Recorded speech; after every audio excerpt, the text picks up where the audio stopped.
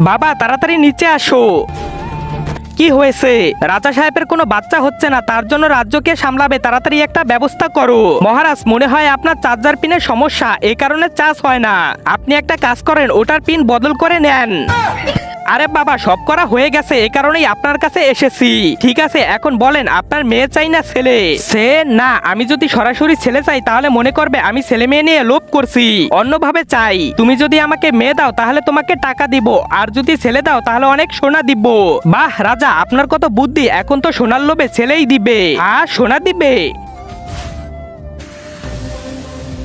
এই নেন মহারাজ, তাড়াতাড়ি মহারানীকে এটা খাইয়ে দেন, এটা খাইয়ে দিলে মহারানীর বাচ্চা হবে। এই নাও মন্ত্রী নিয়ে যাও, মহারানীকে দিয়ে আসো, সাথে ওর উপহার নিয়ে আসো। জি মহারাজ। মহারাজ আপনার বাচ্চা হয়ে গেছে, ছেলে না মেয়ে উপহার দেখলেই বুঝে যাবে। এই নাও তোমার উপহার। মন্ত্রী সোনার উপা দুইটা কেন দিচ্ছ? মহারাজ ওর কাছে জিজ্ঞেস করেন।